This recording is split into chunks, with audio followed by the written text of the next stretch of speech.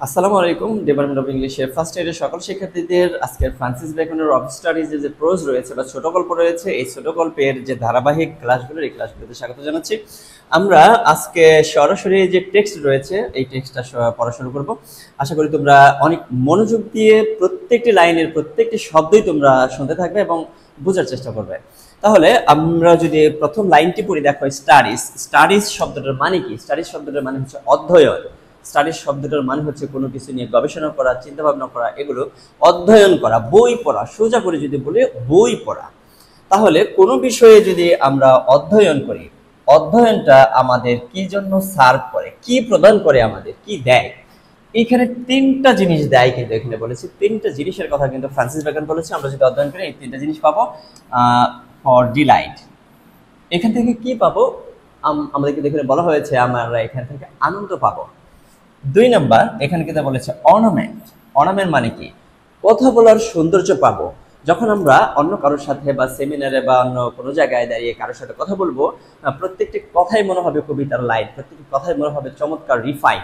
যদি আমরা স্টাডি করি, তাহলে মানে স্টাডি থেকে তৃতীয় যে বিষয়টি পাবো তা কি? অ্যাবিলিটি, দক্ষতা। যে কোনো একটি কাজ সুন্দরভাবে দক্ষভাবে সবাই কিন্তু করতে পারে না।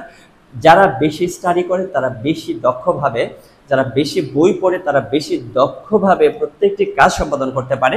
তাহলে এই প্রত্যেকটি লাইনের দেখবা যে তিনটা বিষয় কিন্তু বলেছে, প্রত্যেকটি বিষয়।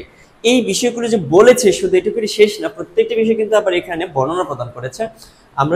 আমরা এইখান থেকে দেখার চেষ্টা করি, একই লেখা শুধু এখানে বাংলা অর্থগুলো সংযুক্ত করা হয়েছে। তাহলে এখানে আমরা কিন্তু প্রথমেই দেখলাম যে স্টাডিজ আমাদের তিনটা বিষয় দিয়ে থাকে, ডিলাইট দিয়ে থাকে, অর্নামেন্ট দিয়ে থাকে, অ্যাবিলিটি দিয়ে থাকে। এখন এগুলো কিভাবে দেয় এই বর্ণনাগুলো কিন্তু এখানে পরবর্তীতে করা হয়েছে, এদের ব্যবহার কিন্তু দেখানো হয়েছে। ফ্রান্সিস বেকনের লেখার বৈশিষ্ট্যগুলোর মধ্যে প্রথমে দেখবে যে তিনটি ধাপে কিন্তু সে ধাপে ধাপে কিন্তু বর্ণনা দেয়, আমরা আগে শিখে এসেছি। তাহলে দেয়ার চিফ, চিফ মানে কিন্তু প্রধান, ইউজ তাদের প্রধান যে ব্যবহার for Deloitte is in প্রাইভেটনেস।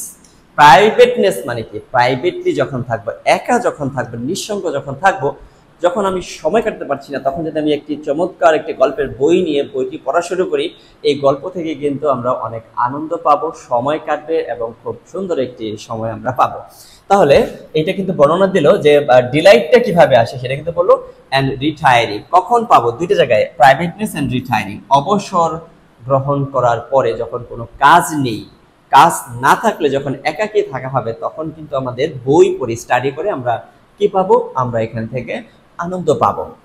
For ornament, এই যে এখানে কিন্তু দ্বিতীয়টা বলেছিল যে অর্নামেন্ট। অর্নামেন্ট কিভাবে? Is in discourse. ডিসকার্স মানে হচ্ছে আলোচনা। যখন অন্য কারোর সাথে আলোচনা করব, সেমিনারে বা কোনো একটি মিটিংয়ে, তখন যখন আলোচনা করব, তখন কিন্তু আমরা এই কথাগুলোর মধ্যে অর্নামেন্ট সংযুক্ত করতে পারবো।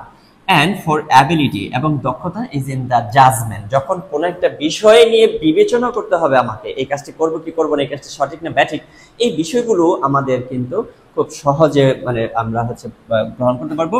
ডিসপোজিশন এবং পরিকল্পনা অফ বিজনেস। কোনো একটা ব্যবসা প্রতিষ্ঠান যদি আমি চালাই, সেই ব্যবসা প্রতিষ্ঠানটি চালানোর জন্য যে জ্ঞান প্রয়োজন, দক্ষতা প্রয়োজন, এগুলো কোথায় থেকে পাবো? এগুলো আমরা স্টাডি থেকে পাবো, বই থেকে পাবো। For expert man can execute. এই যে দেখো এখানে কিন্তু আবার বলছে, কারণ হচ্ছে দক্ষ ব্যক্তিরা, ম্যান, এখানে কিন্তু ম্যান বলেছে প্লুরাল, কিন্তু এটা দক্ষ ব্যক্তিরা ক্যান এক্সিকিউট, বাস্তবায়ন করতে পারে, সম্পাদন করতে পারে। অ্যান্ড পারহ্যাপস জাজ অফ পার্টিকুলার, এখানে কিন্তু বিশেষ বিষয়ে কিন্তু তারা কি করতে পারে? জাজ করতে পারে। জাজ মানে কি? বিবেচনা করতে পারে, বিচার করতে পারে। ওয়ান বাই ওয়ান, একটা একটা করে, যে এইটা সঠিক, এটা ব্যাঠিক, এটা ভুল, এটা বাদ দিতে হবে, এটা আমাকে নিতে হবে, এই বিষয়গুলো তারা ওয়ান বাই ওয়ান জাজ করতে পারে। পার্টিকুলার, বিশেষ বিষয়ে, বিশেষ, পার্টিকুলার মানে বিশেষ, বিশেষ বিষয়ে তারা ওয়ান বাই ওয়ান জাজমেন্ট করতে পারে। কোন ব্যক্তিরা? যেই ব্যক্তিরা বেশি স্টাডি করে। তাহলে এই যে প্রথম প্যারাটা, প্রথম প্যারার মধ্যে স্টাডি করলে আমরা কি কি পাবো, এই বিষয়টা কিন্তু তুলে ধরার চেষ্টা করা হয়েছে। এরপরে but the general council's, council মানে কিন্তু পরামর্শ করা, এর সাথে যদি আমরা ওয়ার যোগ করে দিই কাউন্সিলর, তাহলে কিন্তু হয়ে যাবে পরামর্শ। দ্য জেনারেল কাউন্সিলস, সাধারণ লোকেরা কি করে? কাউন্সিল করে, পরামর্শ করে। And the plots and the marshals, marshal বলতে এখানে কিন্তু সুশৃঙ্খল মানে বিষয়কে বোঝানো হয়েছে, প্লটস মানে পরিকল্পনাকে বোঝানো হয়েছে, অফ অ্যাফেয়ার্স বিষয়গুলো নিয়ে যে পরিকল্পনা, সেই পরিকল্পনার যে কাউন্সিল পরামর্শ পেতে পারে, come best from those that are learn, যারা শিক্ষিত। লার্ন বলতে কিন্তু এখানে অ্যাডজেক্টিভ বানিয়ে এটাকে কিন্তু শিক্ষিত একটা গুণের বিষয়, দোষ, গুণ, অবস্থা, সংখ্যা, পরিমাণ, এই পাঁচটাকে কিন্তু আমরা অ্যাডজেক্টিভ বলি। আর যে কোনো ভার্বের পাস্ট পার্টিসিপল ফর্ম হচ্ছে এক একটা অ্যাডজেক্টিভ। এই বেসিক ক্লাসগুলো তোমরা আমার এই লঙ্গলে পেয়ে যাবে, আশা করি সেইখান থেকে তোমরা দেখে নেবে। বেসিক ক্লাসগুলো তোমরা ফ্রিতেই দেখতে পারবে। আচ্ছা, এখন কাম বেস্ট ফ্রম দোজ, সবচেয়ে ভালোটা আসে যারা, আর শিক্ষিত। এই যে বিষয়গুলো, জাজমেন্টগুলো, এই যে মানে কোন একটা ব্যবসা প্রতিষ্ঠান চালানো, এই যে পরামর্শ, এই যে এখানে দেখো যে পরিকল্পনা, সুশৃঙ্খল বিন্যাস, এগুলো সবচেয়ে ভালো আসে যারা শিক্ষিত তাদের কাছ থেকে।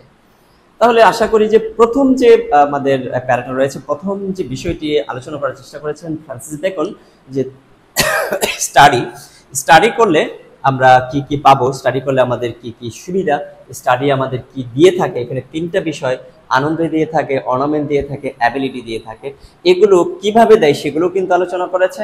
আবার এগুলো আমাদের বাস্তব জীবনে কখন প্রয়োগ করি সেটাও কিন্তু আলোচনা করেছে। তাহলে ফ্রান্সিস বেকনের যে প্রোজ স্টাইল, তিনটি ধাপে কিন্তু সে পর্যায়ক্রমে ধাপে ধাপে কিন্তু ক্লাইম্যাক্সের দিকে নিতে থাকে, এবং প্রয়োজনগুলো সুন্দরভাবে বাস্তব জীবনে কিভাবে প্রয়োগ হয় সেগুলো কিন্তু তুলে ধরার চেষ্টা করে। তাহলে ধন্যবাদ। প্রথম যে প্যারাটি রয়েছে আশা করি তোমরা সেটা বুঝতে পেরেছো। এর পরের যে মানে আমাদের স্টেঞ্জ অফ প্যারাটি রয়েছে, এই প্যারার ব্যাখ্যাটি আমরা পরের ক্লাসে অ্যাড করে দেব। আশা করি সেই ক্লাসটি তোমরা করবে। ধন্যবাদ সবাইকে আজকের এই ক্লাসটি দেখার জন্য।